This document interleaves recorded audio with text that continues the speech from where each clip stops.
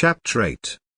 She did not wake up cheerful. She did wake alone, which was probably a wise move on Rourke's part, but she didn't surface with a smile. There were no after effects from the trank, which made him a very lucky man. She woke alert, refreshed, and pissed. The electronic memo beeping its red light on the nightstand didn't improve the mood. Nor did Rourke's smooth voice when she engaged it. "Good morning, Lieutenant. Hope you slept well.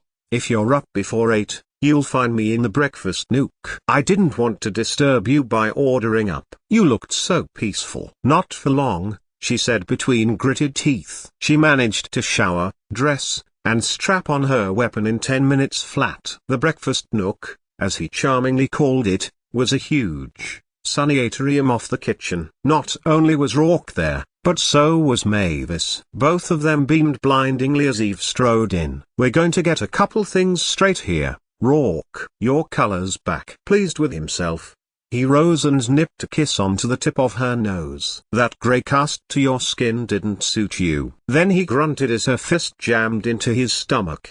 He cleared his throat manfully. "Your energy level's obviously up, too. Want coffee?" "I want you to know that if you ever pull a stunt like that again, I'll broken bar." She trailed off, narrowed her eyes at Mavis.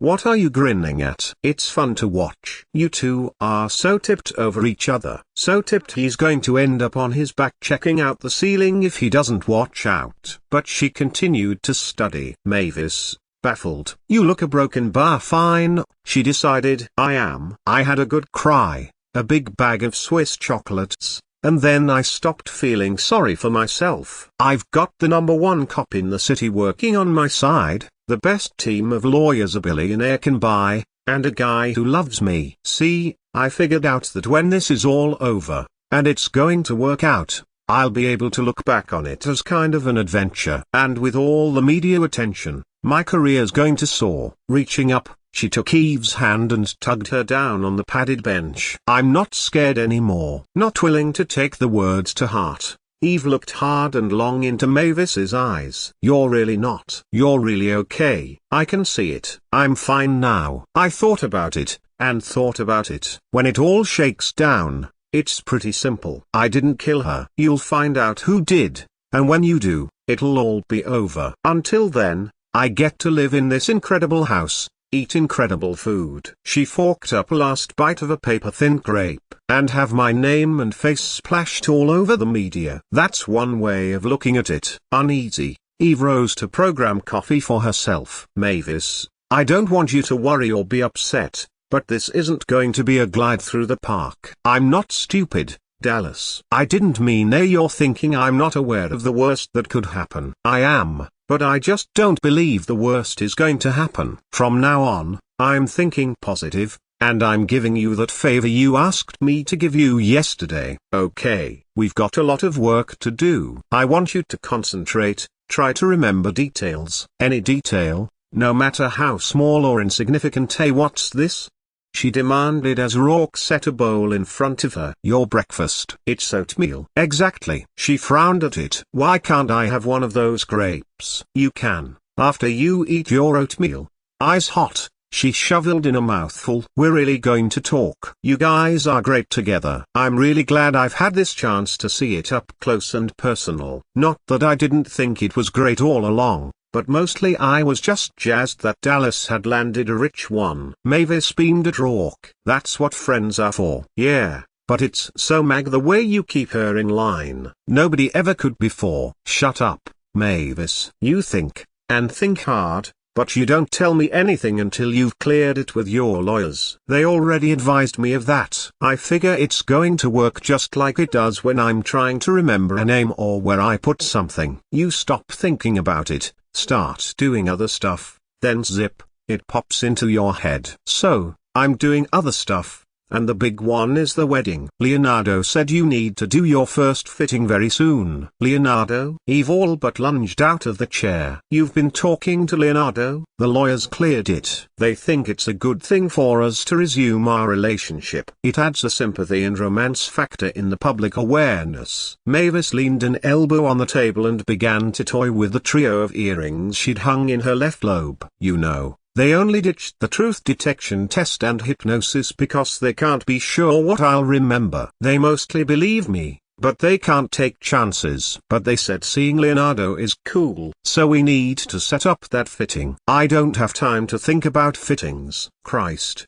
Jesus, Mavis, you think I'm going to fuss with designs and flowers now? I'm not getting married until this is cleared up. Rourke understands that. Rourke took out a cigarette, studied it. No, he doesn't. Now, listen. No, you listen. Mavis stood up, her bright blue hair glinting in the sunlight. I'm not letting this mess screw up something this important to me. Pandora did her best to fuck with my life and Leonardo's. And she did worse by dying. She is not going to fuck with this. These plans are not on hold, Dallas, and you just better make time in your schedule for the fitting. She couldn't argue, not with the sheen of tears in Mavis's eyes. Okay. Fine. Great. I'll deal with the stupid dress. It's not a stupid dress. It's going to be a sensational dress. That's what I meant. Better. She sniffed, sat. When can I tell him we'll get together for it? Aha, broken bar. Listen. It's better for your case,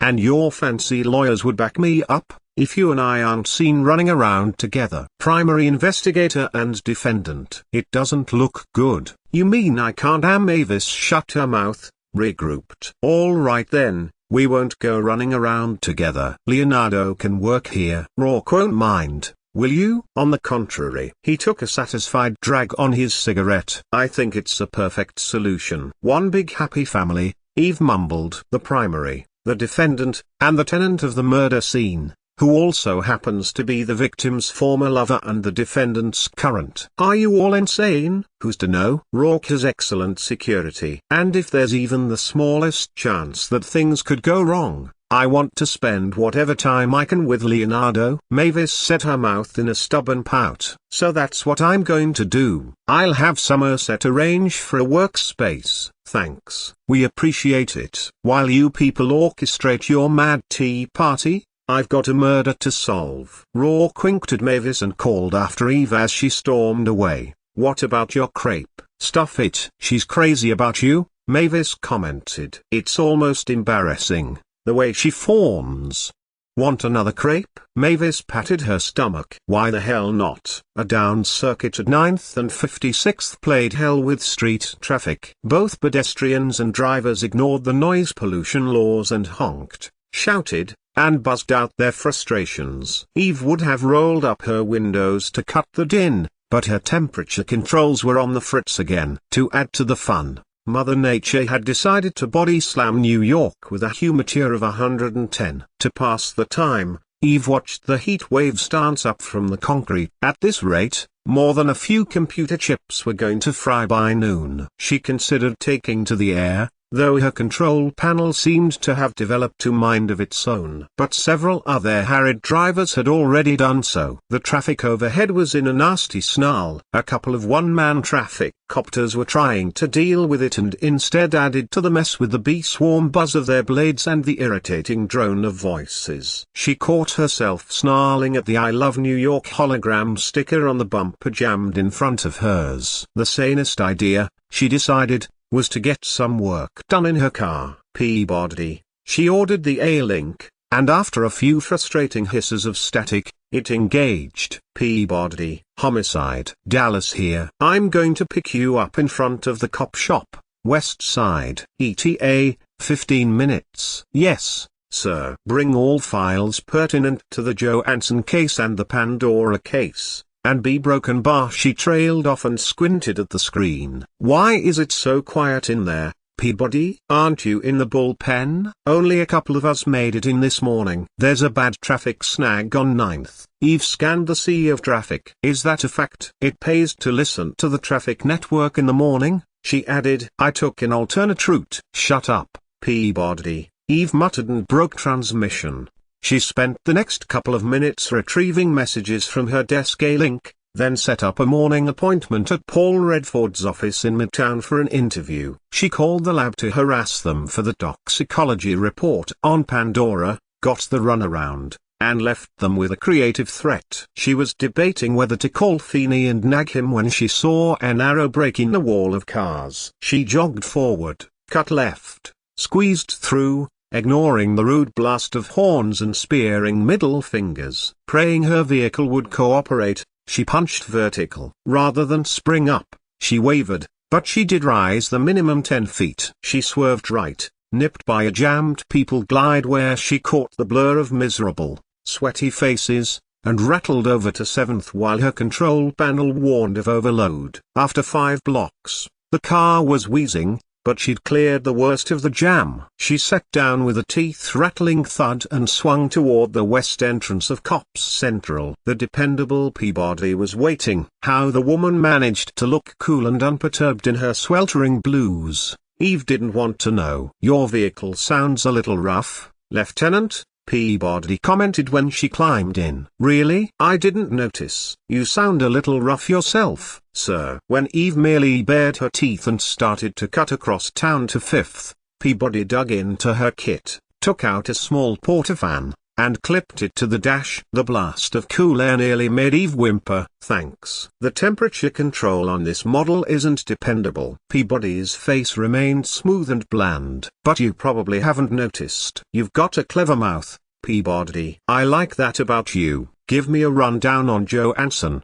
The lab's still having trouble with all the elements in the powder we found. They're stalling. If they've completely analyzed the formula, they're not saying. The buzz I get from a contact I have is, illegals is demanding priority, so there's some politicking going on." Second search found no trace of chemicals, illegal or otherwise, in the victim's body. So he wasn't using, Eve mused. Boom attended to sample, but he had himself a big, fat bag of shit and didn't take a taste. "What does that tell you, Peabody?" "From the state of his flop and the statement of the lobby droid, we know he had the time and opportunity to use it. He had a history of chronic if mild abuse. Therefore, my deduction would be he knew or suspected something about the substance that put him off. That would be my guess." "What do you get from Casto?" "He claims to be in the dark on this one. He's been cooperative, if not overly forthcoming, with information and theories." Something in the tone had Eve glancing over. "He coming on to you,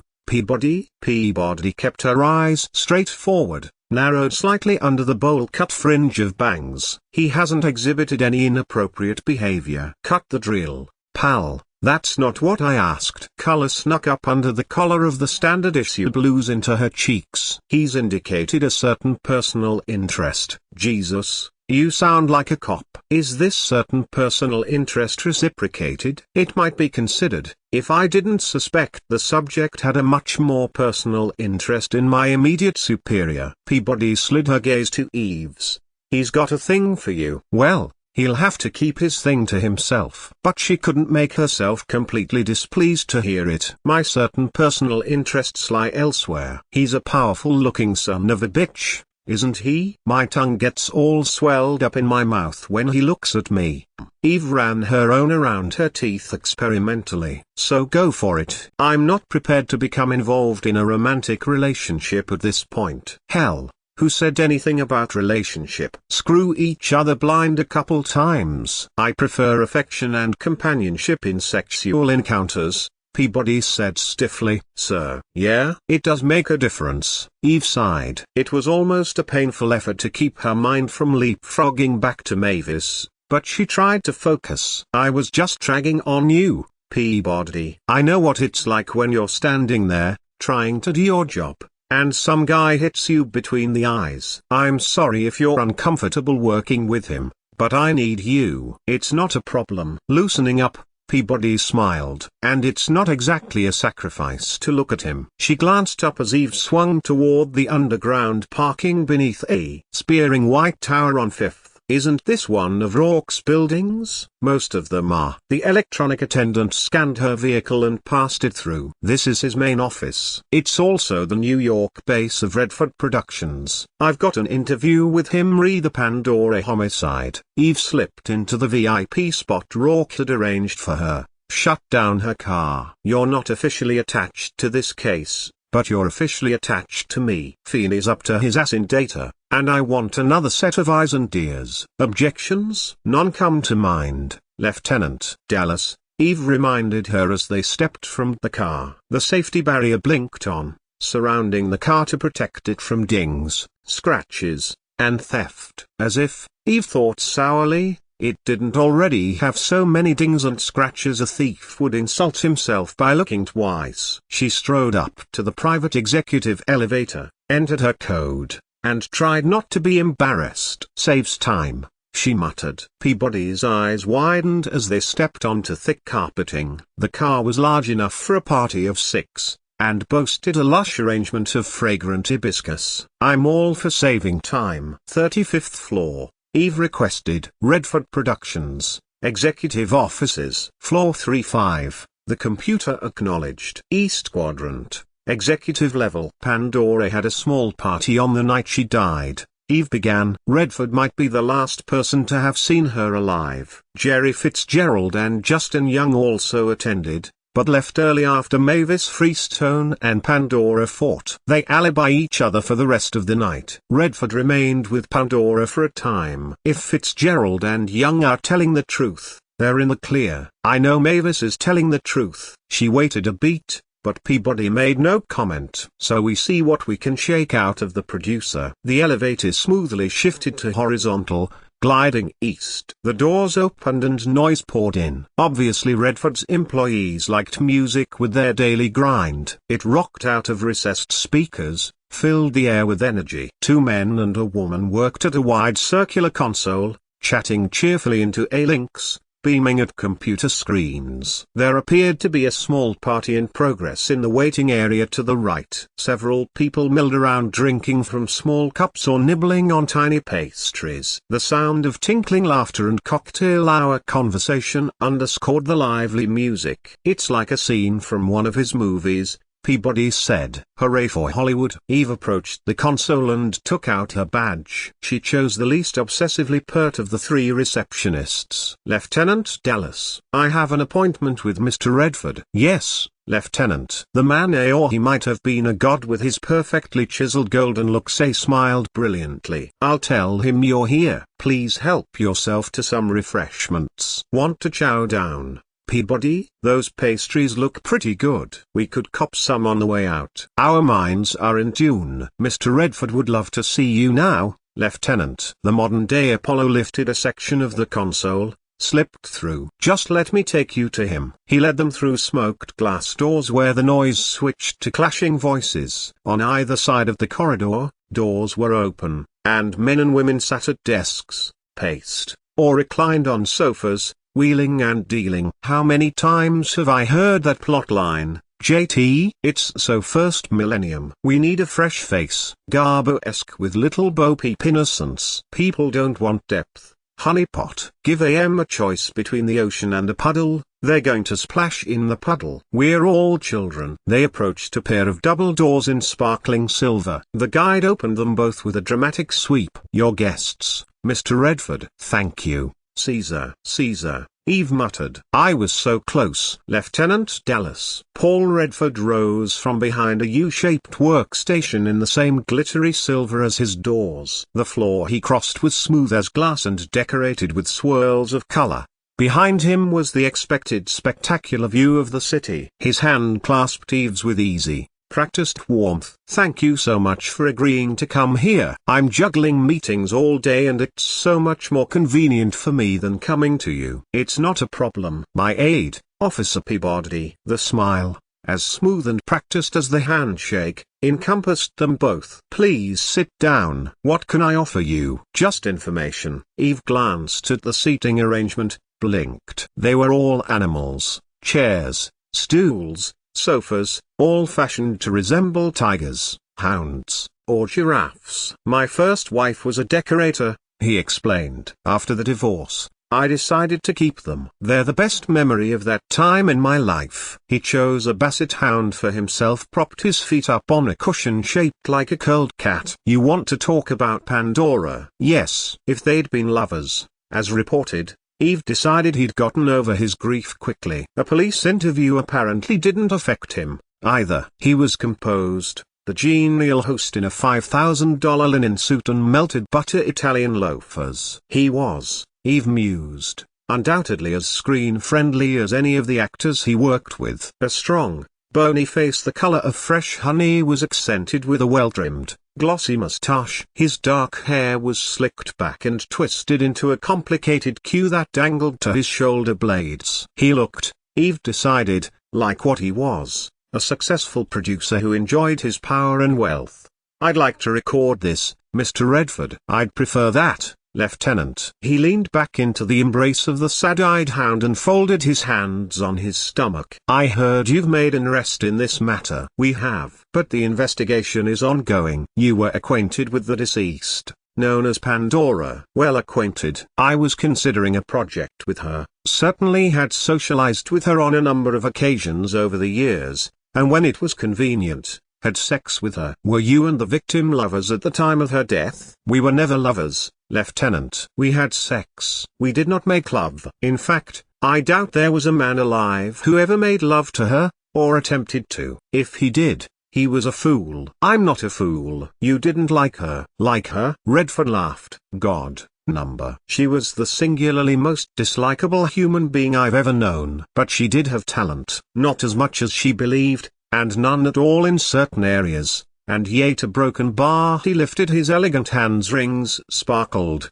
dark stones in heavy gold. "Beauty is easy, Lieutenant. Some are born with it, others buy it. Unattractive physical shell is moronically simple to come by today. It's still desired. Pleasing looks never fade from fashion, but in order to make a living from those looks, a person has to have talent. And Pandora's was an aura, a power, an elemental, even animalistic ability to exude sex. Sex has always, will always sell." Eve inclined her head. "Only now we license it." Amused, Redford flashed her a smile. "The government needs its revenue." "But I wasn't referring to the selling of sex, but of using it to sell." "And we do. Everything from soft drinks to kitchen appliances." "And fashion," he added. "Always fashion." "And that was Pandora's particular specialty." "You could drape her in kitchen curtains, point her toward a runway, and reasonably intelligent people would open their credit accounts wide to have that look." "She was a saleswoman. There was nothing she couldn't peddle." "She wanted to act,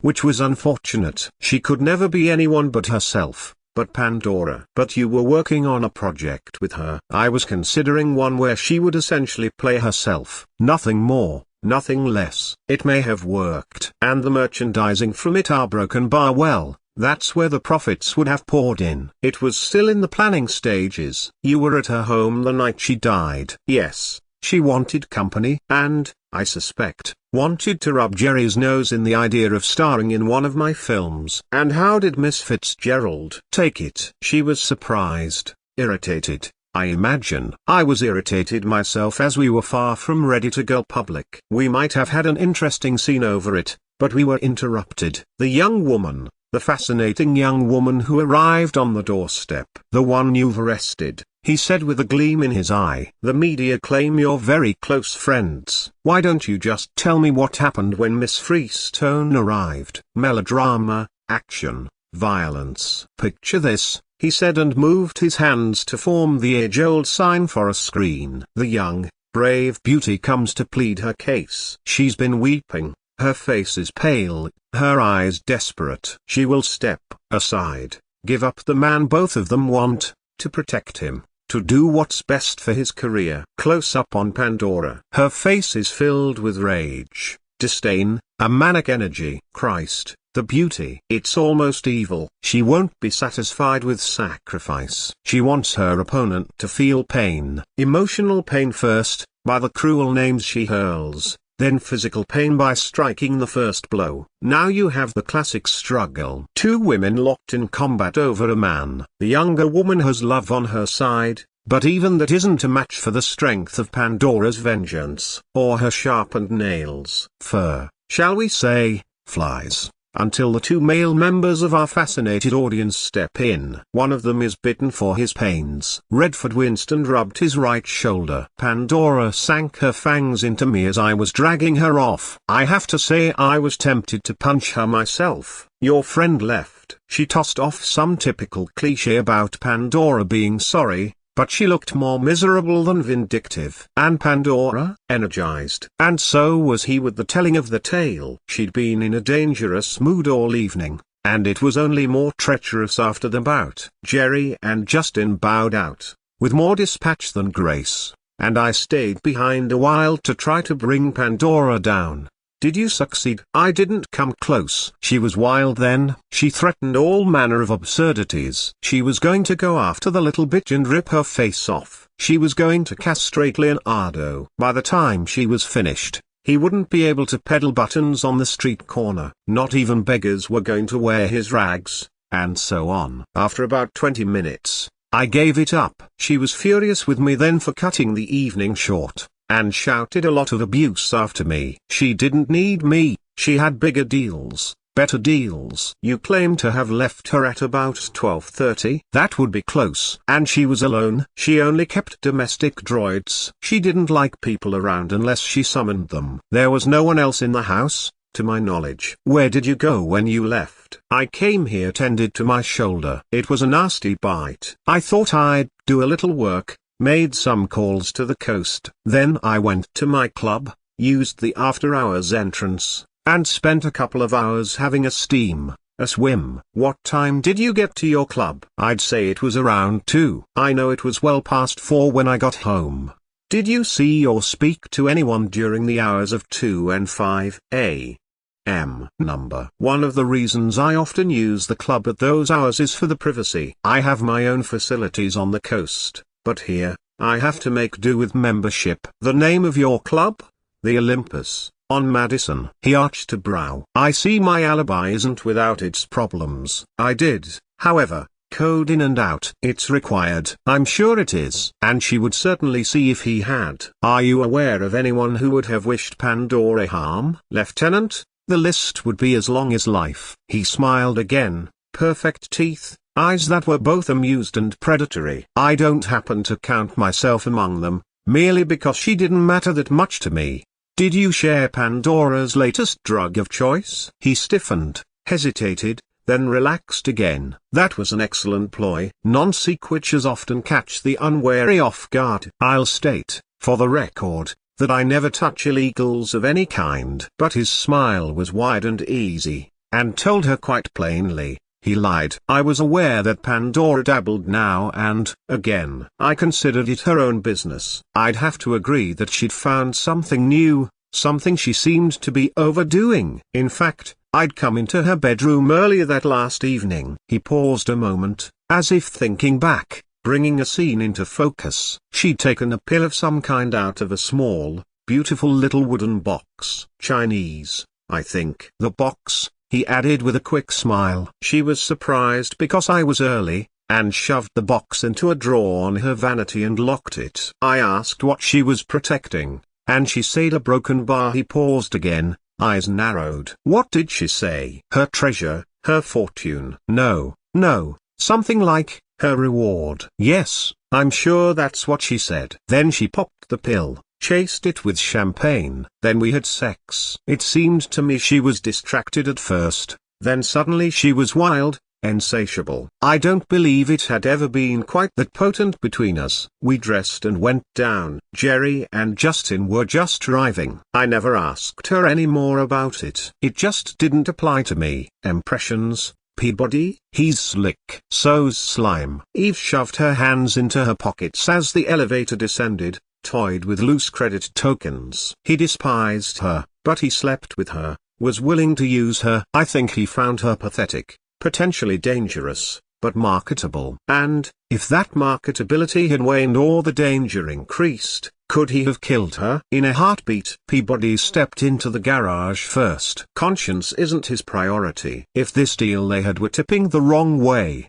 or if she had anything to pressure him with, he'd erase her. People that smug, that controlled, tend to have a lot of violence bubbling somewhere. And his alibi sucks. Yeah, it does. Doesn't it? The possibilities made Eve grin. We're going to check that out, right after we go by Pandora's and find her cache. Informed dispatch, she ordered. Make sure we're clear to pop locks. That wouldn't stop you, Peabody murmured, but engaged the A-link. The box was gone. It was such a stunning letdown that Eve stood in Pandora's lavishly ornate bedroom staring down at the drawer for a full 10 seconds before it fully registered it was empty. This is a vanity, right? That's what they call it. Look at all the bottles and pots on it. Creams for this, creams for that. That's why it's called a vanity. She couldn't help herself. Peabody picked up a jar the size of the first joint of her thumb. Ever Young cream. You know what this shit goes for,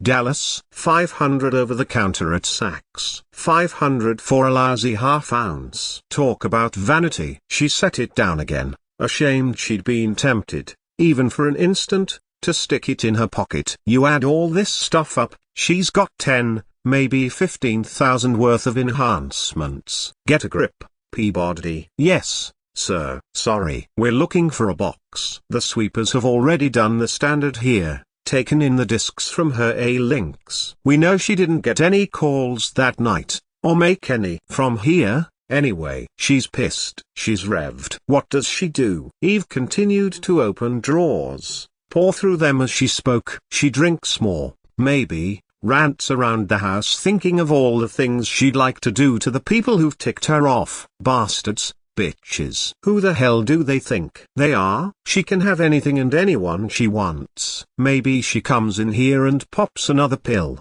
just to keep the energy up. Hopeful, though it was a plain, enameled box rather than an ornate wooden one, Eve flipped a lid. Inside was an assortment of rings. Gold, silver, gleaming porcelain, carved ivory. Funny place to keep jewelry, Peabody commented. I mean, she's got this big glass chest here for her costume, and the safe for the real stuff. Eve glanced up, saw her aide was perfectly serious, and didn't quite muffle the laugh. They're not exactly jewelry, Peabody. Cock rings, you know, you put them over it, then sure. Peabody shrugged, tried not to stare. I knew that. Just a funny place to keep them. Yeah. Sure is silly to keep sex toys in a box next to the bed. Anyway, where was I? She's chasing the pills with champagne. Somebody's going to pay for ruining her evening. That fuck Leonardo is going to crawl. He's going to beg. She'll make him pay for screwing some worthless slut behind her back,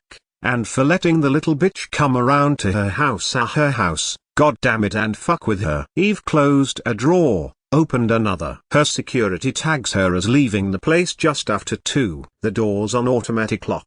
She doesn't call a car. It's at least a 60-block walk to Leonardo's. She's in ice pick heels, but she doesn't take a cab. There's no record of any company picking her up or dropping her. She's registered for a Palm link, but we haven't found it. If she had it with her and made a call, either she or someone else disposed of the unit. If she called her killer, he or she should have been smart enough to ditch it. Peabody began a search of the 2-level closet and managed not to hyperventilate over the racks of clothes, many with price tags still attached. She might have been wired on something, but no way would she walk downtown. Half the shoes in this closet aren't even scraped on the soles. She wasn't the walking kind. She was wired. All right. Damned if she's taking some stinking cab. All she has to do is snap her fingers and she can have half a dozen eager slaves slathering to take her anywhere she wants to go. So she snaps them. Somebody picks her up. They go to Leonardo's. Why? Fascinated by the way Eve juggled Pandora's point of view with her own,